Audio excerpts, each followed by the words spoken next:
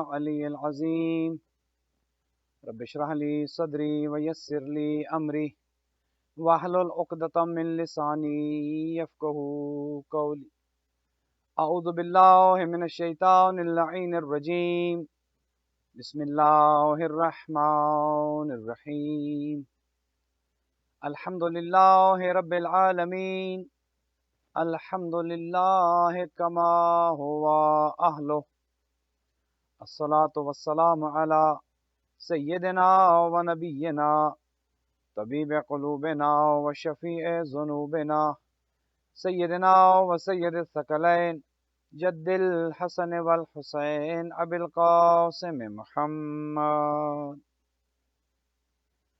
والصلاة والسلام على اہل بیتہ الطیبین الطاہرین المعصومین الغر المیامین المنتجبین المکرمین الذین اذهب اللہ عنہم الرجس وطہرہم تطہیرا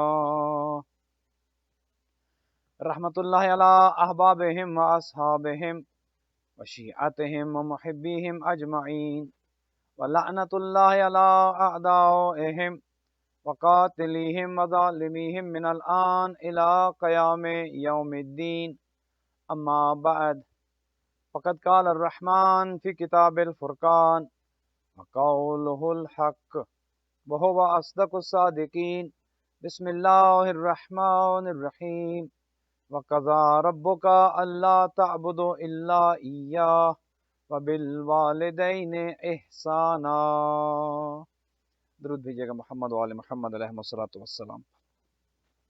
مومنین مومنات، آپ سب سے گزارش ہے کہ ایک مرتبہ سورہ مبارک فاتحہ اور 3 مرتبہ سورہ مبارک اخلاص کی تلاوت فرما کر آج کی مجلس جن کے لیے سپانسر کی گئی ہے مرحوم و مغفور جناب سید ناظم سجاد صاحب اور اس کے علاوہ اس خانوادے کے دیگر مرحومین کے جن میں سید کاظم سجاد، ثنا سید ہدایت سجاد، رئیس بیگم بنت سجاد حسین، عفت بیگم بنت سید کاظم سجاد اور اس خاندان کے دیگر تمام مرحومین کو شامل کرتے ہوئے سورہ مبارک فاتحہ مع الصلوات۔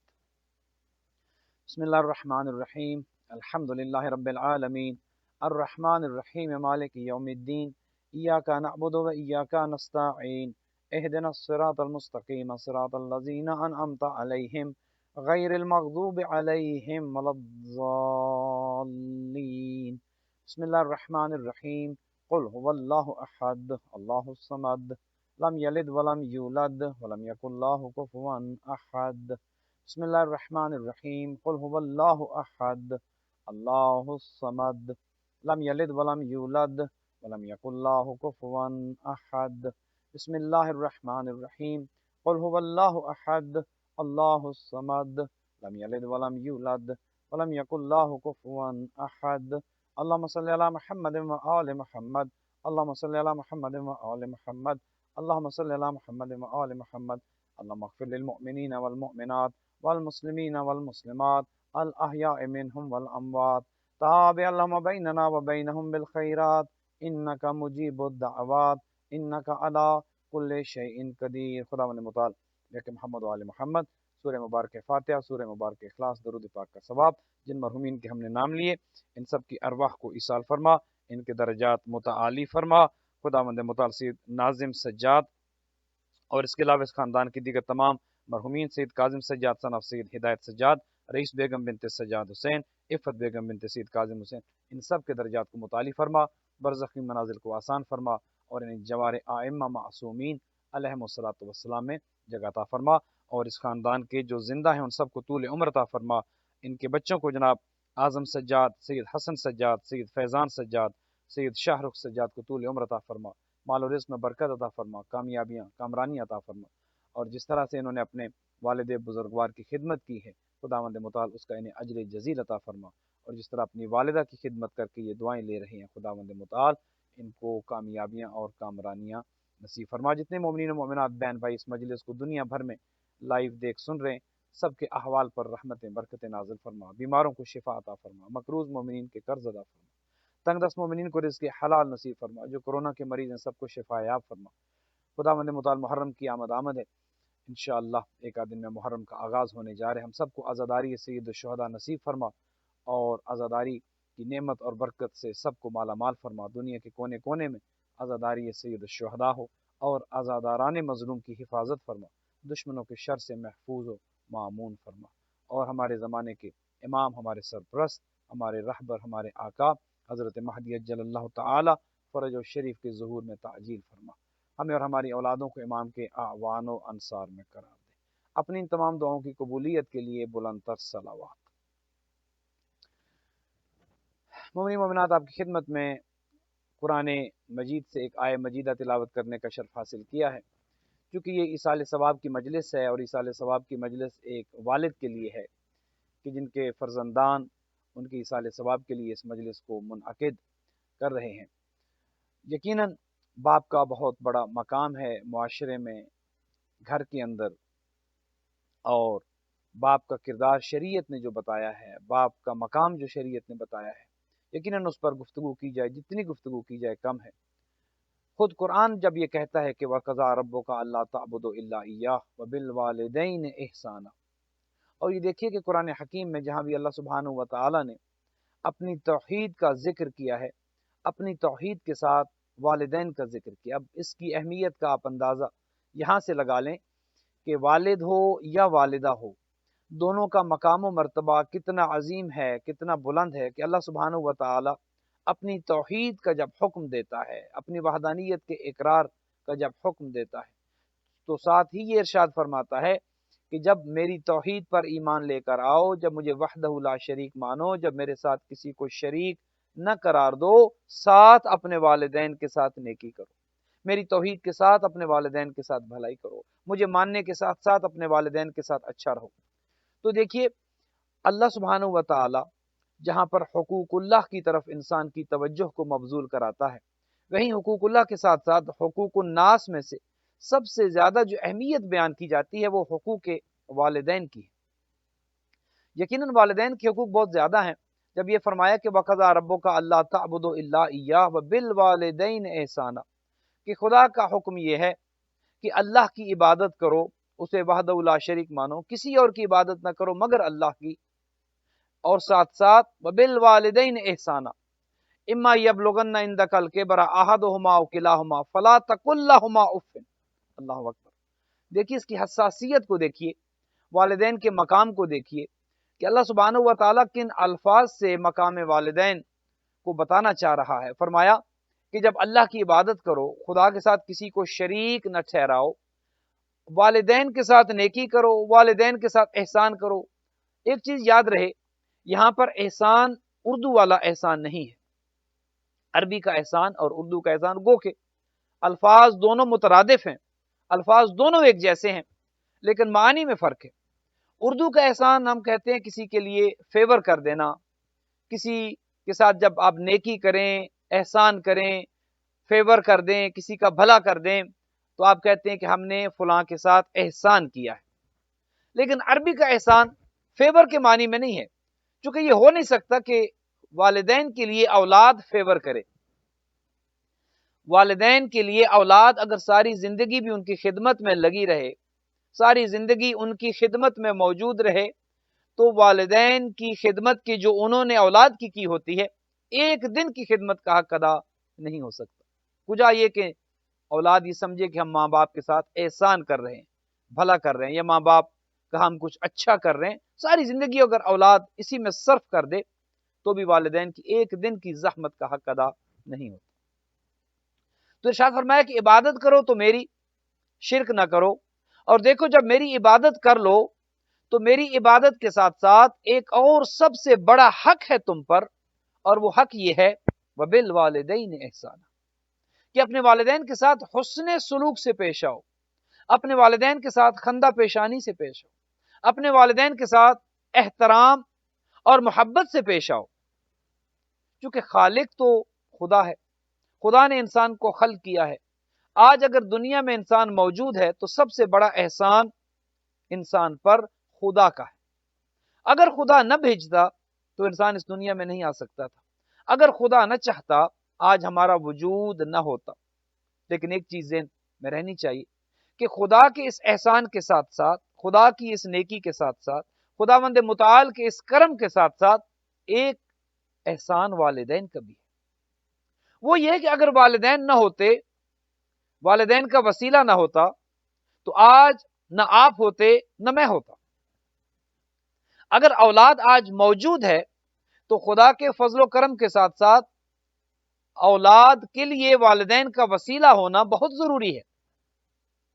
لہٰذا اسی لیے شاید اللہ سبحانہ و تعالیٰ نے جب اپنی توحید کا ذکر کیا اور کہا کہ عبادت کرو تو میری کرو، چونکہ میں نے تمہیں خلق کیا ہے، تمہارا خالق میں ہوں، تمہارا بنانے والا میں ہوں، تمہیں دنیا میں بھیجنے والا میں ہوں، اور دیکھو میری عبادت کے ساتھ ساتھ اپنے والدین کا بھی حق یاد رکھنا، اپنے والدین کے لیے بھی اپنے آپ کو حاضر رکھنا، اپنے والدین کا بھی احسان اپنے اوپر یاد رکھنا کہ تمہارے والدین کا وسیلہ اگر نہ ہوتا تو تم دنیا میں نہیں جا سکتے تھے۔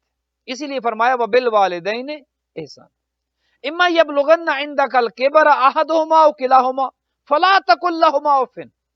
فرمایا کہ دیکھو جب والدین کے ساتھ حسن سلوک سے پیش آؤ، ایک بات یاد رکھنا، اگر یہ والدین دونوں یا دونوں میں سے کوئی ایک، ماں باپ دونوں ہوں یا ماں ہو یا باپ ہو، دونوں میں سے کوئی ایک ہو یا دونوں ہوں، اگر بڑھاپے کو پہنچ جاتے ہیں، اگر پیری کو پہنچ جاتے ہیں، تو ایک چیز یاد رکھنا، فلا تقل لہما اف، ان کو اف تک نہ کہنا، کہیں یہ نہ سمجھنا کہ اب تو میں جوان ہو گیا ہوں، اب تو میں طاقتور ہو گیا ہوں، اب تو اللہ نے مجھے مال دے دیا ہے، اب تو اللہ نے مجھے دولت دے دی ہے، اب تو میں خود مختار ہوں، کل والدین پر انحصار کرتا تھا، آج والدین مجھ پر انحصار کر رہے ہیں، کل جیب خرچ مجھے میرا باپ دیا کرتا تھا، آج میرا باپ میرا محتاج ہے، میرا باپ ریٹائر ہو چکا ہے، کام نہیں کرتا، جاب نہیں کرتا،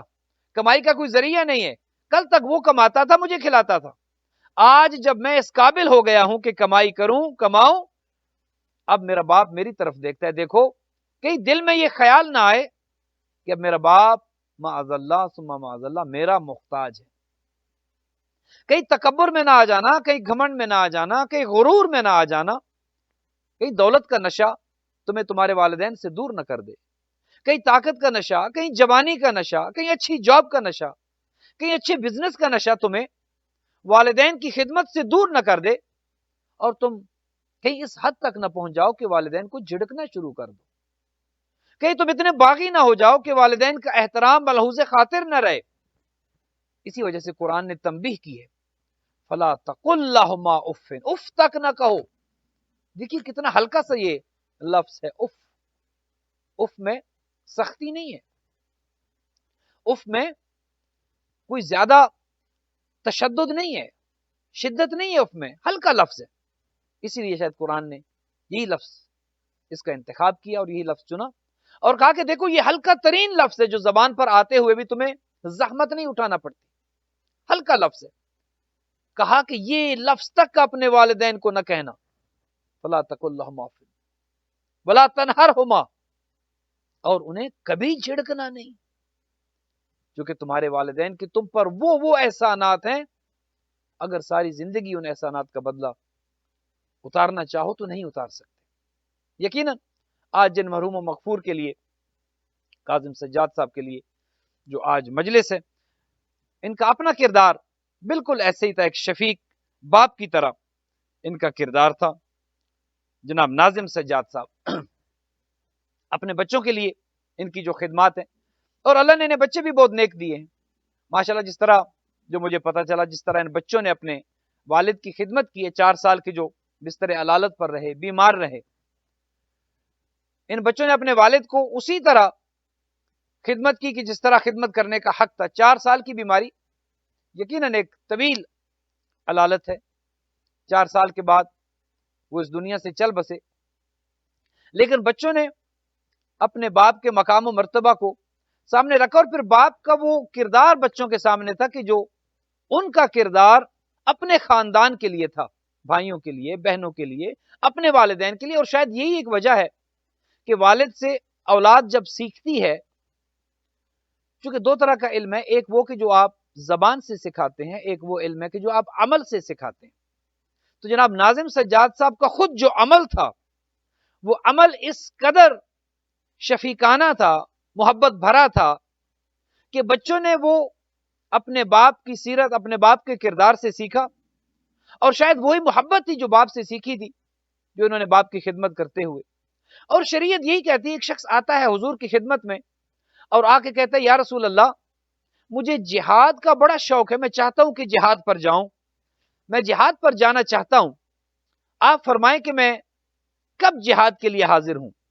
تو حضور نے ایک سوال کیا، کہا بتاؤ کیا تمہارے والدین زندہ ہیں؟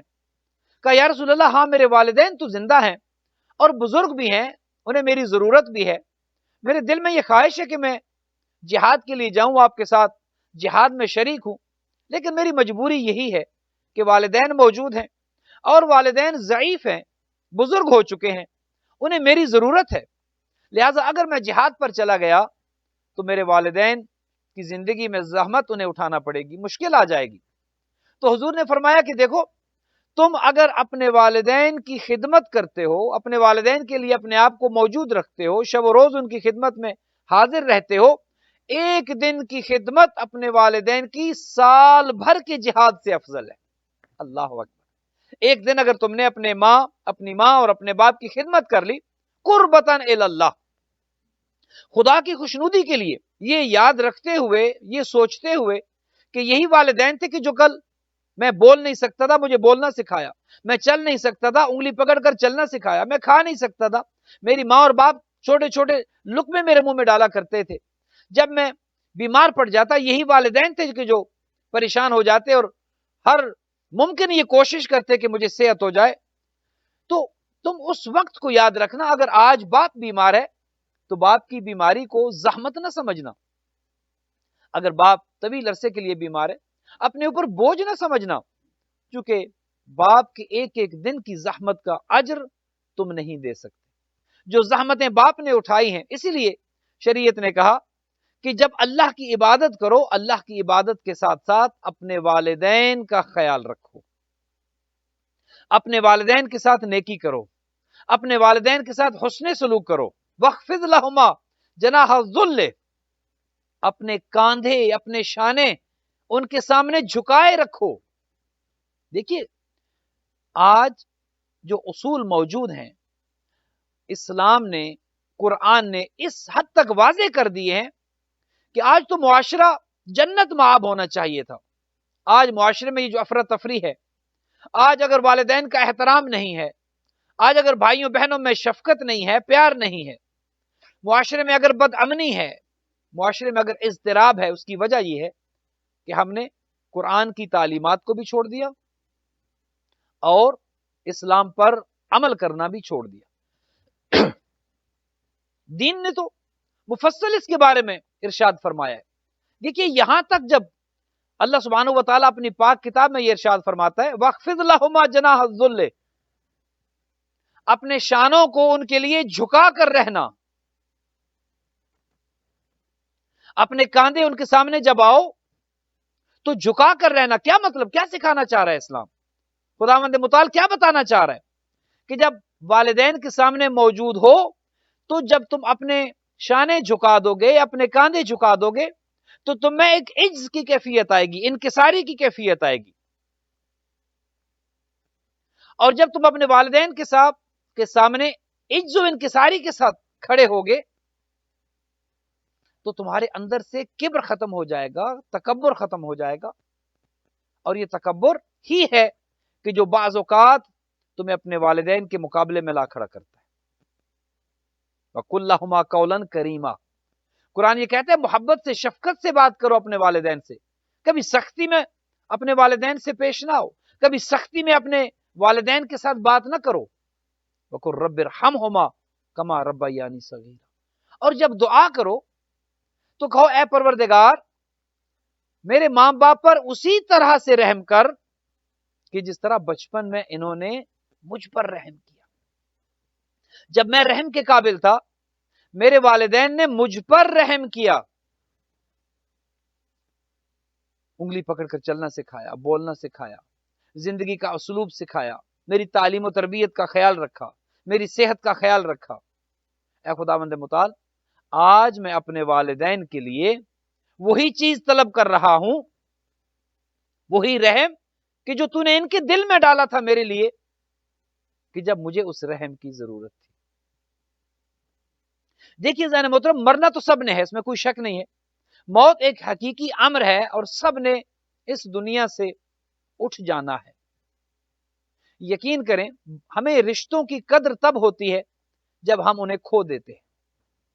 ایک عمومی مزاج بن چکا ہے ہمارا، جو چیز ہمارے پاس ہوتی ہے اس کی قدردانی نہیں کی جاتی، اس کی اہمیت کا اندازہ نہیں ہوتا۔ جب وہ چیز چھن جاتی ہے، جب وہ رشتے چھن جاتے ہیں، تب انسان ہاتھ ملتا ہے کہ کیا کر دیا میں نے، لیکن تب کچھ ہو نہیں سکتا۔ ماں ہو یا باپ زندہ ہیں، غنیمت جانے۔ ایک شخص آتا ہے حضور کی خدمت میں، یا رسول اللہ میرے لیے دعا کریں۔ دیکھیے، ماں کا کردار ہو یا باپ کا کردار، کہا کہ گھر جاؤ اور ماں سے کہو تمہارے لیے دعا کریں۔ چونکہ والدین کی دعا اولاد کے لیے فوراً قبول ہوتی ہے اور یقیناً قبول ہوتی ہے۔ چونکہ والدین کی دعا، آپ نے گاڑیوں کے پیچھے لکھا ہوا دیکھا ہے، ماں کی دعا جنت کی ہوا۔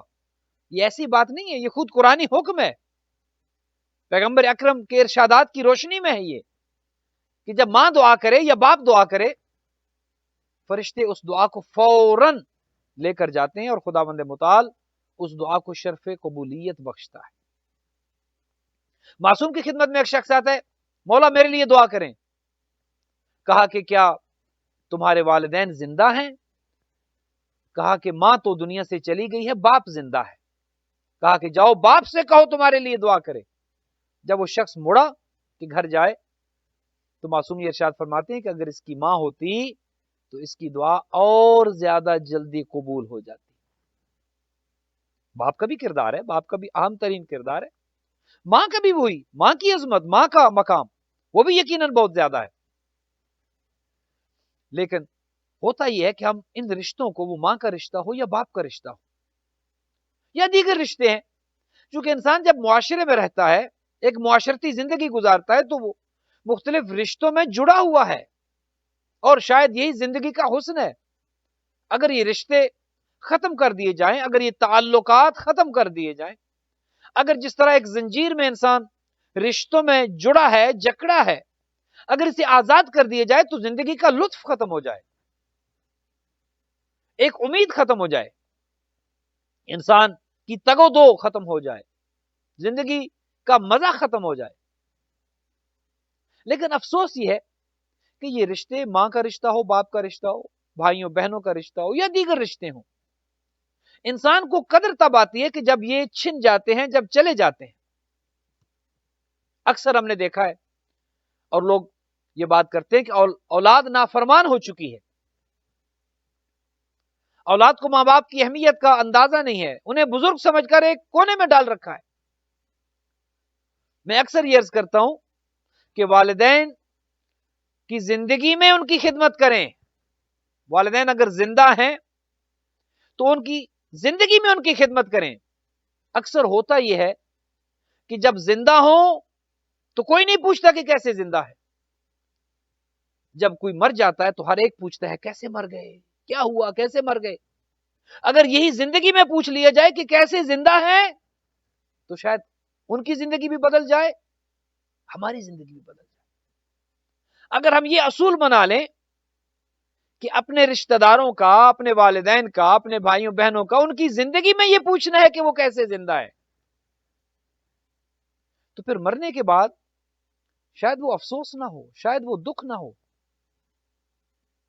کہ جو دکھ انسان کو تب ہوتا ہے کاش اپنے والدین کے ساتھ نیکی کرتا، کاش اپنے والدین کے ساتھ اچھا کرتا، کاش کسی کے کہنے میں آ کر والدین کے ساتھ بد اخلاقی سے پیش نہ آتا۔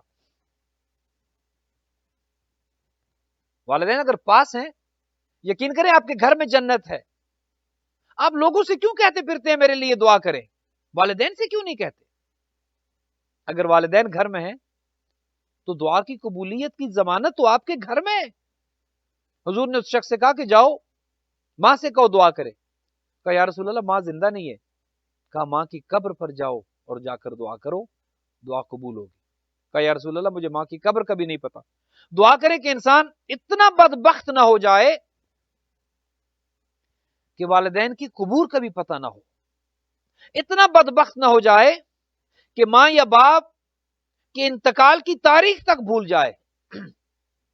دعا کرے انسان اتنا بدبخت نہ ہو جائے کہ والدین کے لیے کچھ کار خیر کرنا بھول جائے, صدقہ و خیرات کرنا بھول جائے, دعا خیر کرنا بھول جائے, فاتحہ خوانی بھول جائے, نیک اعمال کرنا بھول جائے.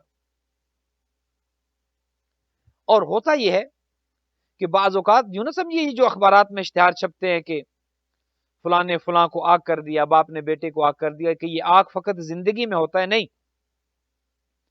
بیٹا اگر نافرمان ہو, باپ زندہ ہے تو باپ اسے زندگی میں آگ کر دیتا ہے, اور اگر بیٹا نافرمان ہو باپ کے چلے جانے کے بعد, باپ کا نافرمان کیا مطلب, باپ کے لیے کار خیر نہیں کر رہا, نافرمانی ہے. باپ کے لیے صدقہ و خیرات نہیں کر رہا, نافرمانی ہے.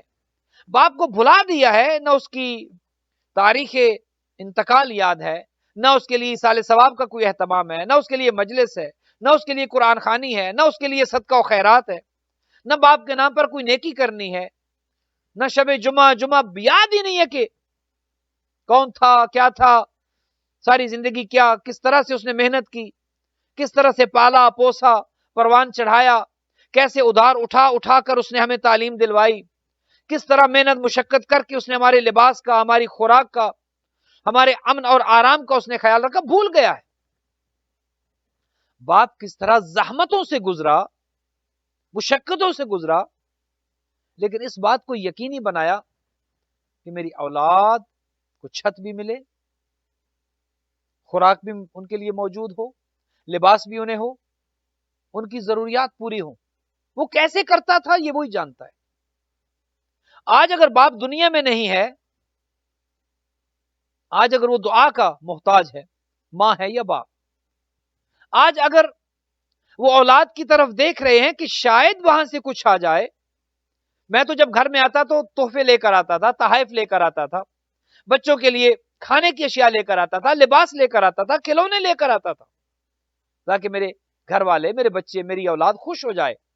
آج جب مجھے تحفوں کی ضرورت ہے, آج جب میں عالم برزخ میں ہوں, آج جب مجھے دعا کی ضرورت ہے, آج جب مجھے فاتحہ کی ضرورت ہے, آج جب میرے لیے صدقہ کرنا ضروری ہے, تو تحفہ کیوں نہیں آ رہا مجھے میرے گھر سے؟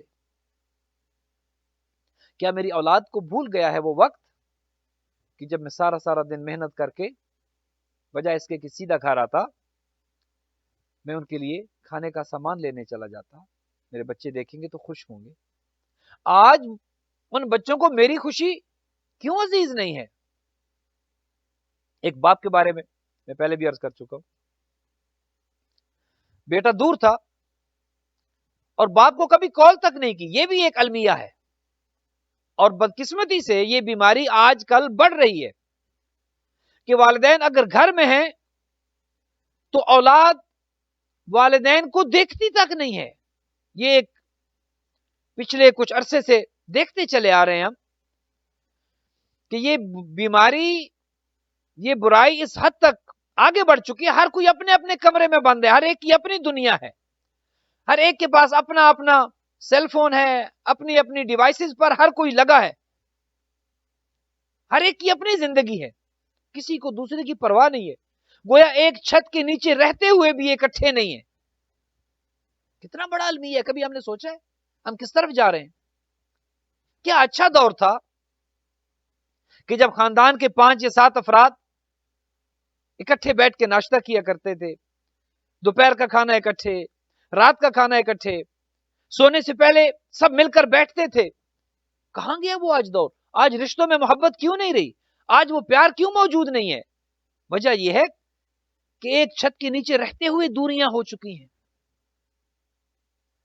بیٹے نے کب آ کے باپ سے پوچھا ہے کہ بابا آپ کو چاہیے کچھ, میں آپ کے لیے کروں کچھ, کیا میں آپ کے لیے کچھ کر سکتا ہوں, کیا آپ کے لیے پانی لے کر آؤں, کیا آپ کے لیے کچھ چیز لے کر آؤں؟ کتنی دفعہ پوچھتے ہیں؟ ذرا میں اپنے آپ سے پوچھوں, آپ اپنے آپ سے پوچھیں. नौजवानों जरा तवज्जो करें इस बात पर। कितनी मर्तबा आपने अपनी माँ के पास आप आए और पूछा है कि बताइए मैं कोई खिदमत कर सकता हूं? उल्टा माँ और बाप मिन्नतें कर करके बुलाते हैं कि बेटा आ जाओ खाना खा लो। क्या हो गया? किस तरफ जा रहे हैं हम? रिश्तों में दरारें पड़ चुकी हैं, दूरियां हो चुकी हैं, फासले बढ़ चुके हैं। एक घर में रहते हुए बात नहीं होती। और एक और जो बीमारी है, एक छत के नीचे रहते हुए अगर कम्युनिकेशन हो रही है तो टेक्स्ट मैसेजेस के जरिए हो रही है। क्या वक्त आ गया है, अब बात तक करना लोगों को गवारा नहीं है। घर के अंदर रहते हुए अपने रिश्तेदारों के साथ, अपने घर वालों के साथ टेक्स्ट पर बात हो रही, और दूर हैं तो मां बाप को कॉल करना याद नहीं है, उनकी खैरियत पूछना याद नहीं है। एक बाप अपना फोन लेकर किसी फोन की दुकान पर गए कि बेटा देखो इसको चेक करो, मुझे लगता है मेरा फोन खराब है, ये बजता नहीं है, इसकी बेल नहीं बजती, घंटी नहीं बजती, चेक करो जरा। उसने जब देखा तो उसने कहा बाबा ये फोन तो ठीक है आपका, बिल्कुल ठीक है। तो वो उस दुकानदार से, उस फोन वाले से पूछते हैं कि बेटा फिर इस पर कॉल क्यों नहीं आती? अब देखिए वो हर रोज इंतजार करते थे कि मेरा बेटा मुझे कॉल करेगा। वो ये समझते थे कि शायद ये फोन खराब है, लेकिन उन्हें कौन बताए कि फोन नहीं, साहबजादे खराब हो चुके हैं।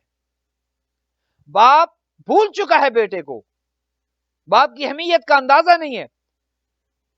जरूरी नहीं है कि वो इजहार करे, जरूरी नहीं है कि बाप कुछ बोले, लेकिन उसके दिल में एक ख्याल होता है कि मेरा बेटा मुझे कॉल करेगा, मेरी खैरियत पूछेगा, मुझसे बात करेगा।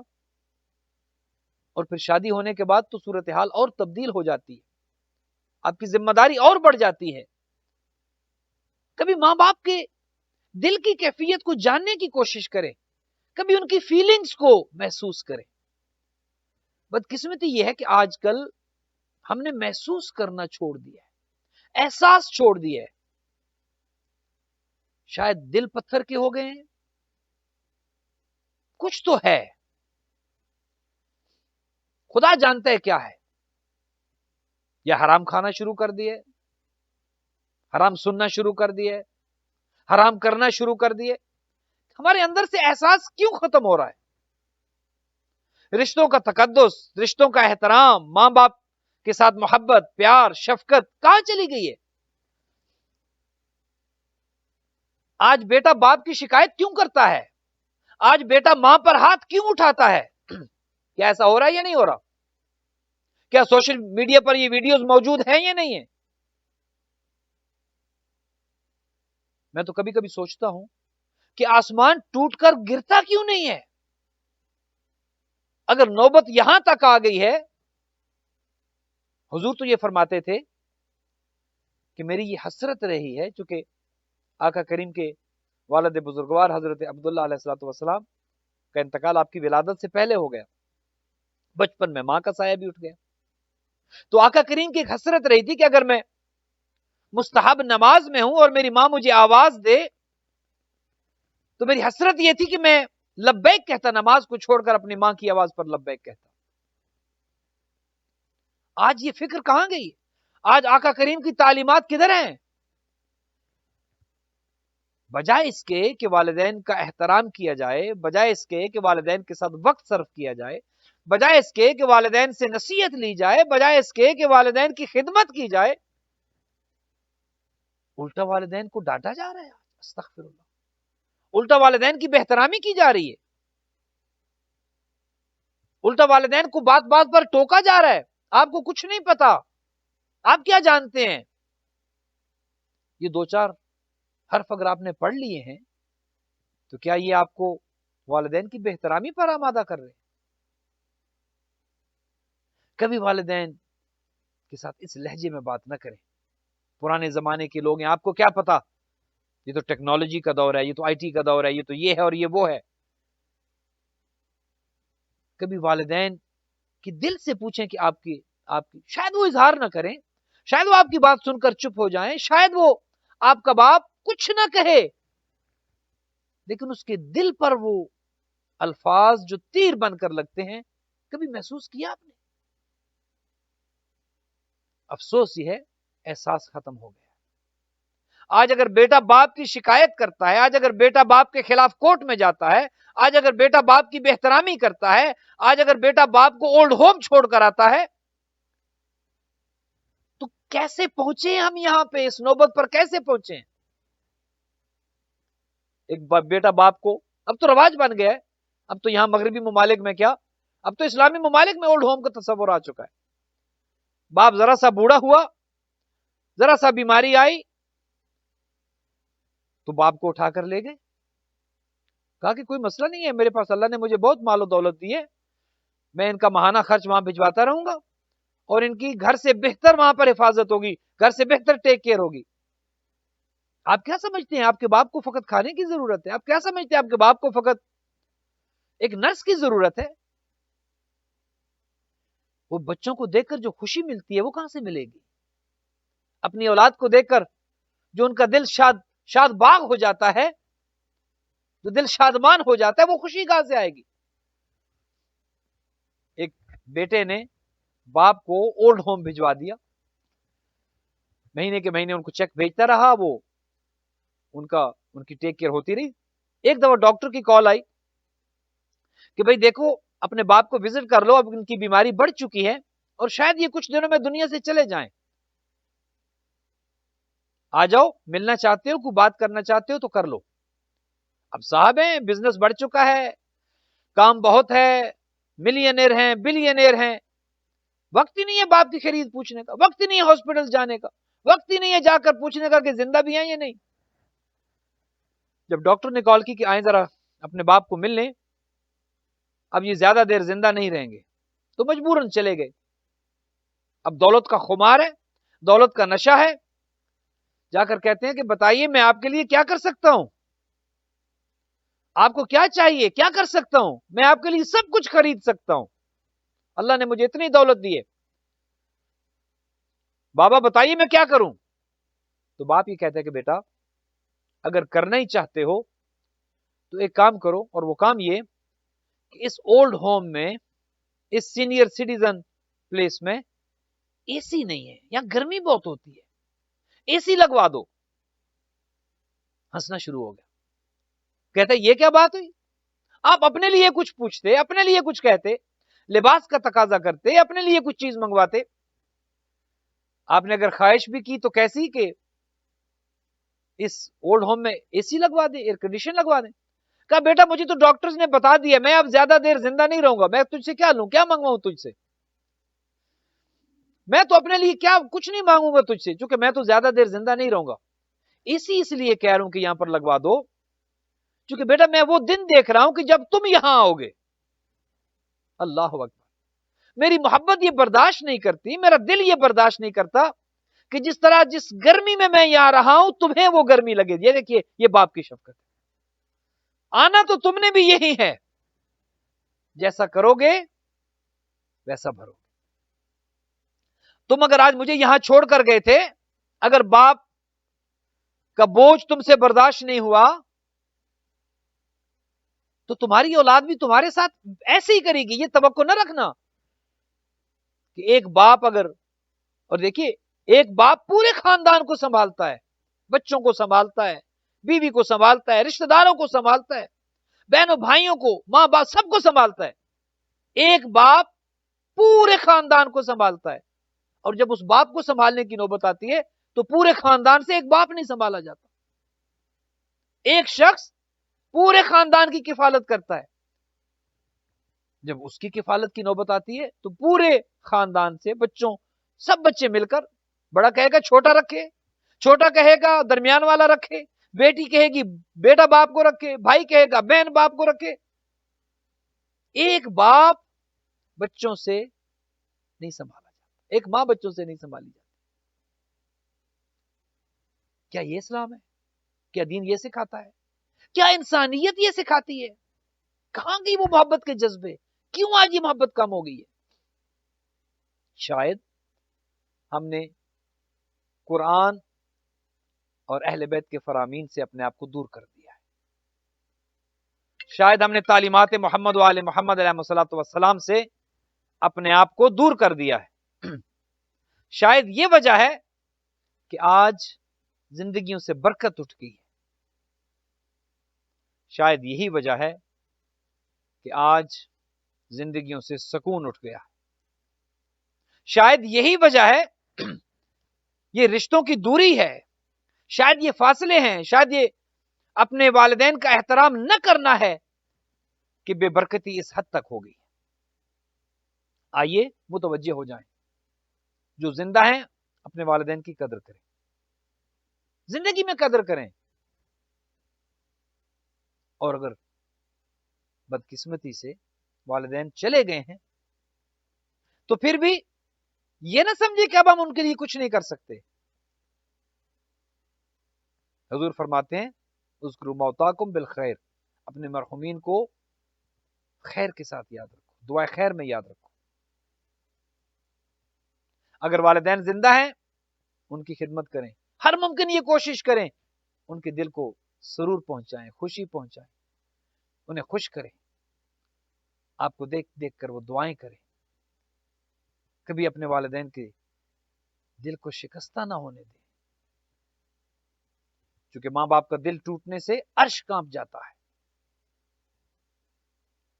اگر والدین زندہ ہیں ہر ممکن کوشش کریں ان کی خدمت میں رہیں، ان کی ضروریات کا خیال رکھیں.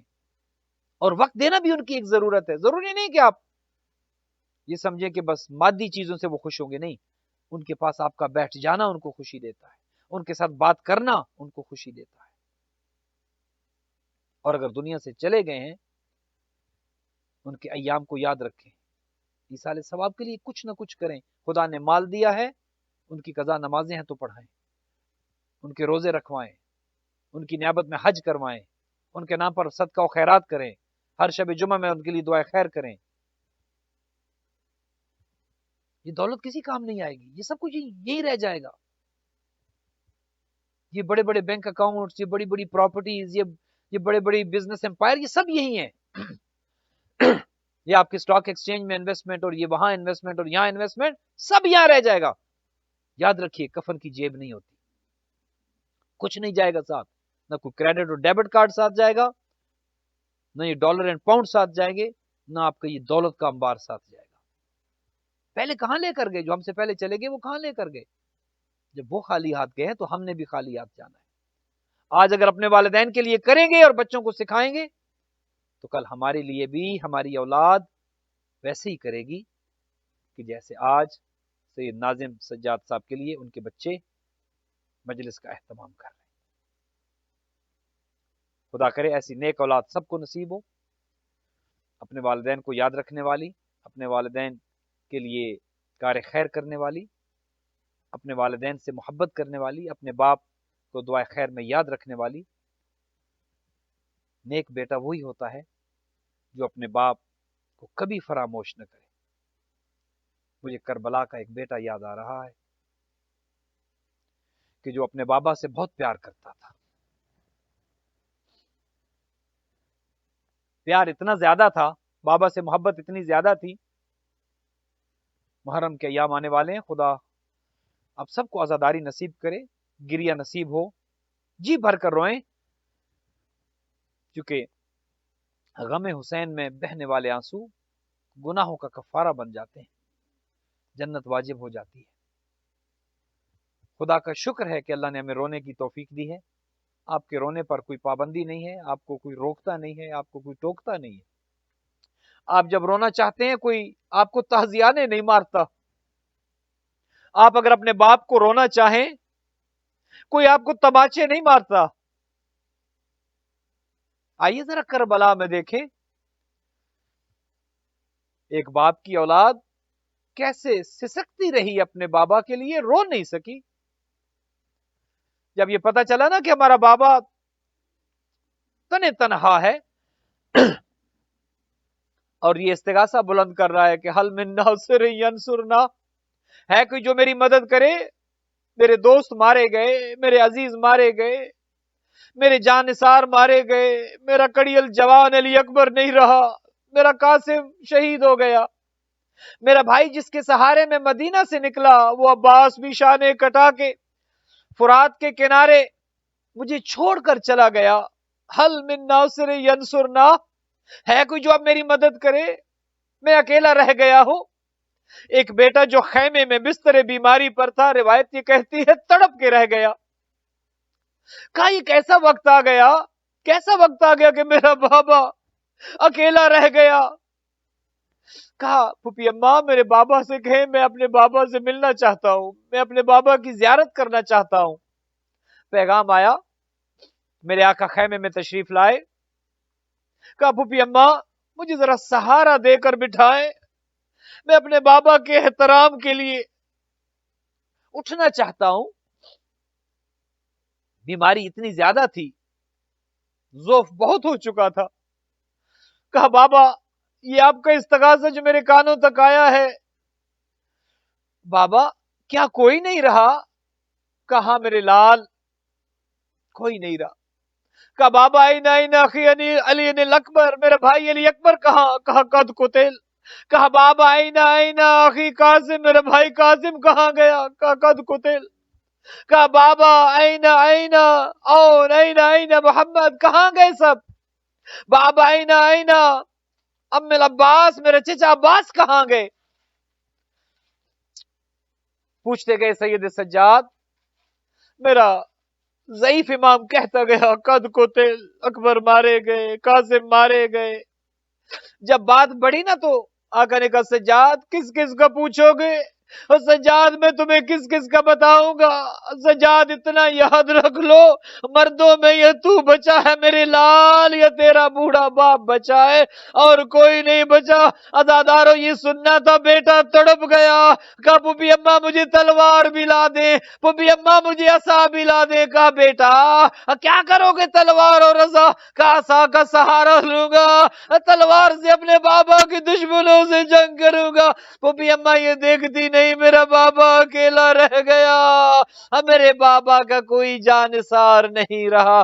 الا لعنت اللہ علی القوم الظالمین وسیعلم الذین ظلموا ای منقلب ینقلبون. خدایا تجھے اپنی عزت و عظمت کا واسطہ، چہاردہ معصومین علیہم الصلوۃ والسلام کا واسطہ، ہماری آج کی اس مجلس کا ثواب جتنے بھی مرحومین ہیں اس خانوادے کے جنہوں نے مجلس کا اہتمام کیا ہے، بالخصوص مرحوم و مغفور جناب سید ناظم سجاد صاحب، ان کے لیے، اور ان کے ساتھ ساتھ اس خاندان کے تمام مرحومین جناب سید کاظم سجاد، جناب سید ہدایت سجاد، رئیس بیگم بنت سجاد حسین، عفت بیگم بنت سید کاظم سجاد اور دیگر خاندان کے تمام مرحومین کی ارواح کو ہم مثال کرتے ہیں.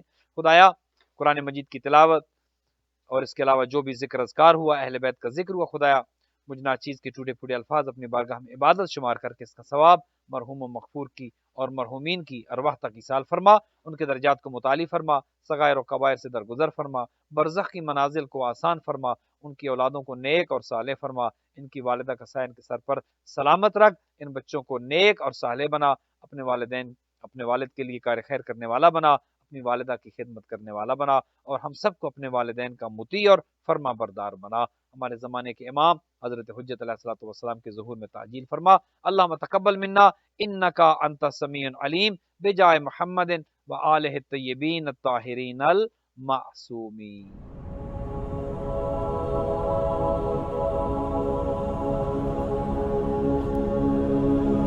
اللهم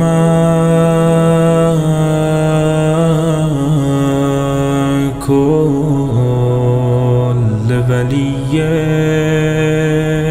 الحجة ابن الحسن صلواتك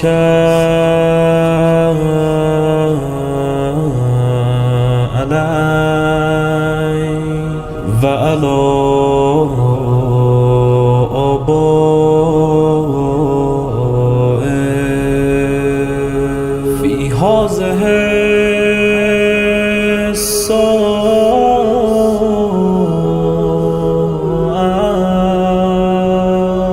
وفي كل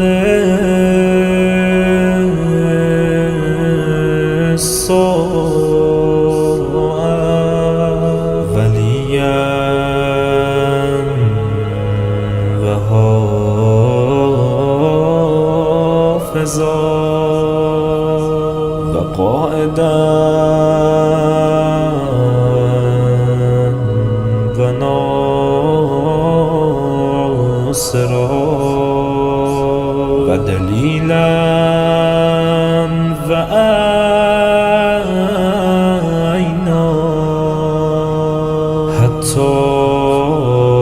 تسكنه